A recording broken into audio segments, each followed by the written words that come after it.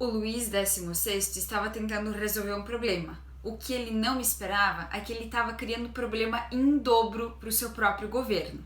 Isso tudo porque quando o Luís XVI fecha a Assembleia dos Estados Gerais, os Estados Gerais acabam criando uma nova Assembleia sem a autorização do rei. E essa Assembleia vai ser denominada de Assembleia Nacional. Esses revoltosos vão se reunir numa sala do Palácio de Versalhes chamada Sala do Jogo da Pela. Jogo da Pela era um jogo que os reis costumavam praticar aqui durante o período da Idade Moderna e que esse jogo pode ser comparado ao jogo de tênis hoje. Esses revoltosos, especialmente membros do Terceiro Estado, vão se reunir nesse lugar e vão fazer um juramento. Eles vão jurar que vão estar juntos até eles conseguirem declarar uma nova Constituição para a França.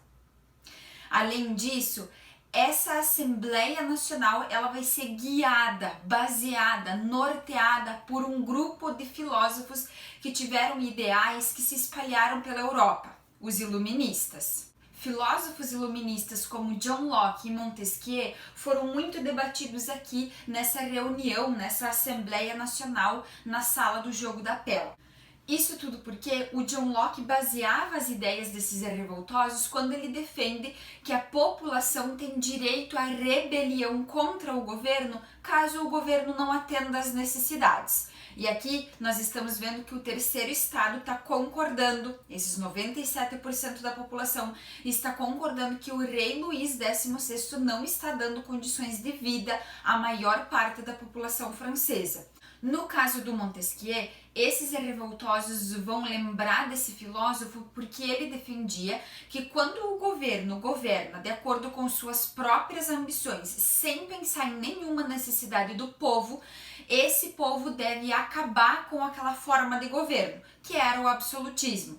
Contudo, o Terceiro Estado não estava realmente de acordo com acabar com a monarquia. Na verdade, o que eles vão fazer é uma reformulação dessa monarquia quando eles vão declarar uma nova Constituição e o rei vai precisar obedecer essa Constituição criada pelos membros do Terceiro Estado. Além de todas essas ideias, outras ideias do iluminismo vão nortear esses revoltosos.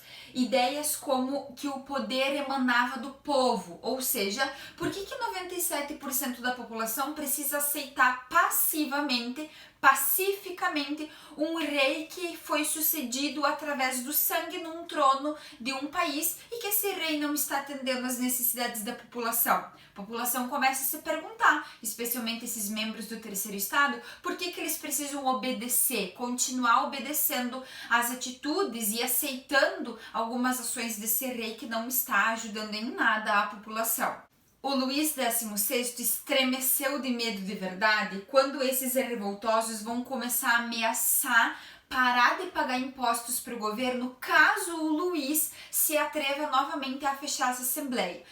A Revolução Francesa se intensifica de verdade quando os revoltosos vão invadir a Bastilha. A Bastilha ela era uma construção de defesa do território francês que foi iniciado no ano de 1370. Mas a partir do século XVII, essa fortificação passou a ser utilizada como prisão. As pessoas que eram presas nesse lugar eram especialmente pessoas que o rei mandava prender sem nenhum tipo de julgamento e sem ter a possibilidade de ser julgado para ser libertado ou para ser condenado. Os revoltosos acreditavam que a Bastilha era um sinal de poder absoluto do rei, já que ele podia condenar ou soltar a pessoa que ele quisesse, sem nenhuma espécie de julgamento, para que a pessoa tivesse oportunidade de se defender. Então, no dia 14 de julho de 1789, esses rebeldes vão invadir a Bastilha, vão soltar diversos presos, matar os guardas e se apossar das armas que estavam lá dentro. Além de ser abrigo para os presos, a Bastilha também era um local em que o governo guardava livros que ele considerava perigoso caso caísse nas mãos da população. A queda da Bastilha até hoje é considerado um marco durante a Revolução Francesa. Assim como no Brasil nós comemoramos o dia 7 de setembro, na França eles comemoram o dia 14 de julho como sendo um dia que boa parte da população se tornou livre desses abusos que o governo, a corte, fazia sobre a população. A partir do momento em que os rebeldes invadem a Bastilha, eles acabam anunciando uma Assembleia Nacional Constituinte. Assembleia, você vai lembrar, se refere à reunião nacional, porque tem a participação de boa parte da população, especialmente representantes dessa população, né? E constituinte, porque nessa reunião que tinha representantes de boa parte da população, eles estavam estudando uma nova constituição, a elaboração de uma nova constituição para a França. E é no dia 4 de agosto do mesmo ano de 1789 que outro marco acontece na Revolução Francesa. No dia 4 de agosto de 1789, essa Assembleia Nacional Constituinte vai declarar o fim dos privilégios, ou seja, todos aqueles grupos de pessoas que ainda eram servos no território francês, servos, aquela denominação ainda lá do período do feudalismo, que as pessoas precisavam prestar serviços a um senhor feudal, especialmente o governo, aqui nesse caso, e a Igreja Católica, e também pagar dezenas de impostos para esses grupos de pessoas que eram os senhores feudais. Então, a partir desse dia 4 de agosto, o fim dos privilégios feudais vai acabar libertando esses servos para que eles sigam a sua vida em liberdade. Um outro marco vai acontecer no dia 26 de agosto de 1789, quando vai ser declarado um documento chamado Declaração de Direitos do Homem e do Cidadão. Alguns artigos dessa declaração diziam o seguinte: artigo 1. Os homens nascem e permanecem livres e iguais em direitos. As distinções sociais não podem ser baseadas senão na utilidade comum. Artigo 2. O objetivo de toda a associação política é a conservação dos direitos naturais e imprescindíveis do homem. Esses direitos são a liberdade, a propriedade, a segurança e a resistência à opressão. Qualquer coincidência desse artigo 2 com as ideias do John Locke não é mera coincidência. Artigo 4. A liberdade consiste em poder fazer tudo aquilo que não prejudique outrem. Artigo 12º. A garantia dos direitos do homem e do cidadão necessita de uma força pública. Essa força é assim instituída para o benefício de todos e não para a utilidade particular daqueles a quem é confiada. Qualquer semelhança do artigo 12º com as ideias do Montesquieu também não é mera coincidência. Isso porque você vai lembrar que o Montesquieu defendia que os governos eles não deveriam governar de acordo com suas próprias ambições somente, mas que eles precisavam pensar também nos desejos e nos anseios da população e atendê-los. Além disso, o Montesquieu vai defender a ideia de que os países precisavam sim ter um governo, uma figura que tivesse o poder dentro do país, mas esse poder para o Montesquieu não deveria ser absoluto. Assim como nos diz o artigo 12º da Declaração dos Direitos do Homem e do Cidadão. É consenso entre os historiadores que a Declaração dos Direitos do Homem e do Cidadão, oficializada no dia 26 de agosto de 1789, foi um marco para a construção dos direitos humanos que nós temos até hoje em muitas sociedades. Se de um lado essa declaração proclamava alguns direitos básicos e fundamentais que as pessoas precisavam ter vivendo em sociedade, por outro lado, essa declaração ela não deixava claro o direito das mulheres aqui. Além disso, mesmo após essa declaração dos direitos e mesmo após a Revolução Francesa, o voto ele não passou a ser universal, muito pelo contrário, o voto era censitário, ou seja, as pessoas que podiam votar eram só aquelas pessoas que tinham uma determinada renda.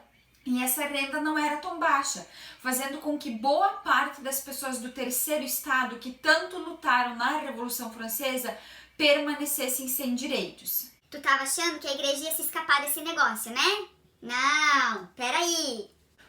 No ano de 1790, 2 anos após a invasão da Bastilha, 2 anos após a Declaração dos Direitos do Homem e do Cidadão, os revoltosos vão declarar uma Constituição Civil do Clero.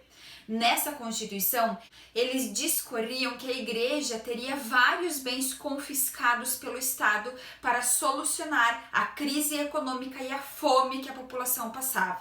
Por isso, a Igreja vai tentar unir esforços de outros países para conseguir apoio para o rei Luís XVI para que ele retornasse com a concentração de poder todo nas suas mãos. Isso porque a Igreja se via perdendo vários poderes que ela tinha ao longo de muito tempo. Na verdade, um ano depois, 1791, essa Constituição Civil do Clero foi aprovada e a Igreja teve muitos dos seus bens confiscados, ou seja, retirados para que o Estado utilizasse aquele dinheiro, aqueles bens, para solucionar tantas crises que a França passava naquele momento. Você tá achando que a vida do Luís XVI tá um pouco complicada nesse momento, né? Então presta atenção agora. No dia 2 de junho de 1791, o Luís, a Maria Antonieta e a sua família tentaram fugir de Paris numa carruagem. Só que eles foram pegos ao longo do caminho e foram obrigados a retornar até Paris. A partir de agora, a família real francesa não foi mais permitida de morar na cidade de Versalhes, no Palácio de Versalhes, que ficava distante de Paris, ou seja, longe dos grandes epicentros de revoltas desse período. Então, a família real francesa foi conduzida ao antigo palácio que os reis moravam em Paris, o chamado Palácio das Tulheiras. Trazendo a família real para o Palácio das Tulheiras novamente em Paris, a população francesa estava querendo demonstrar que o rei precisava sim estar ali naquele momento difícil que a população passava, e muito mais do que isso. Quando a população não deixa a família real fugir, descobre e traz a família real de volta, ela está querendo dar um recado. E o recado é o seguinte: nós não queremos ficar sem governante, nós não queremos ficar sem rei, nós queremos um rei, mas que cumpra a Constituição que nós, o terceiro Estado na Assembleia Constituinte, fizemos. Depois dessa fuga, o rei Luís tentou dizer que na verdade eles tinham sido sequestrados e de que eles não estavam tentando fugir da cidade.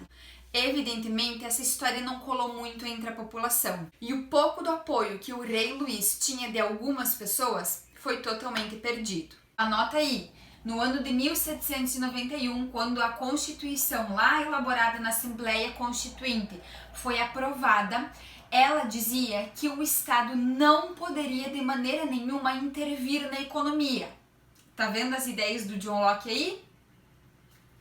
Além disso, essa Constituição também previa a divisão dos poderes entre executivo, legislativo e judiciário. Notou alguma semelhança com Montesquieu? E, mais uma vez, reforçando, a Constituição também estabelecia o voto censitário, aquele voto que só pessoas mais ricas poderiam exercer. A partir da Constituição, o rei Luís XVI continua sendo o rei da França, mas com uma condição muito importante. A partir de agora, as leis não eram declaradas pelo próprio rei, pelo contrário, ele deveria obedecer rigorosamente à Constituição que foi criada na Assembleia Nacional Constituinte. O rei Luís XVI teve que jurar a fidelidade à Constituição.